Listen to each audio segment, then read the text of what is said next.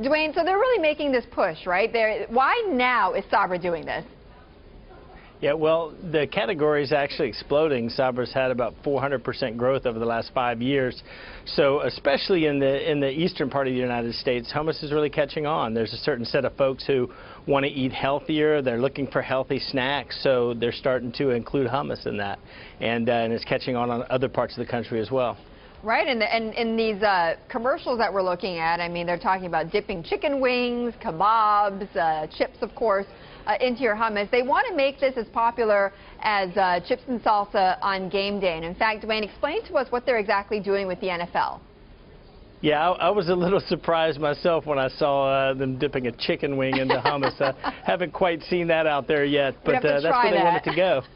That's where they want it to go, and part of that is signing up with organizations like the NFL to sort of broaden the reach from just your kind of Tony cocktail parties to more just everyday sort of outings. 4th of July is actually, in terms of hummus, a pretty big day for them already, but you have to know that hummus only has about 18% penetration, household penetration in the U.S., so there's still a lot of upside, and they hope latching on to things like the NFL will start to kind of broaden that audience. Okay, explain to us, though, what exactly is going on with the NFL.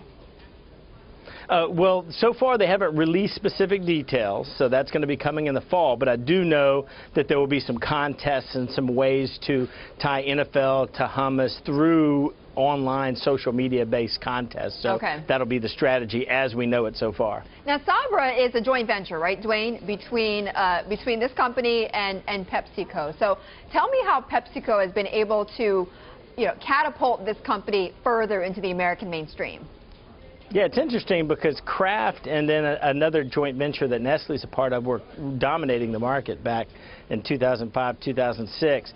PepsiCo in 2007 joined up with an Israeli food company called Strauss, and together they have basically funded and helped Sabra, this independent hummus company that operates independently. They've helped them really get into grocery stores all over the U.S. Now, of course, Pepsi has a ton of leverage because they've got the Frito-Lay brands, their soft drink brands, good bit of leverage with retailers that Sabra's been able to use. But then Sabra's also just pushed the marketing really heavily, mostly through sampling all over the U.S. with trucks that hand out samples with vegetables or crackers, things like that. So they've really flipped the market share now, and they're about Sabra has about a 60% share.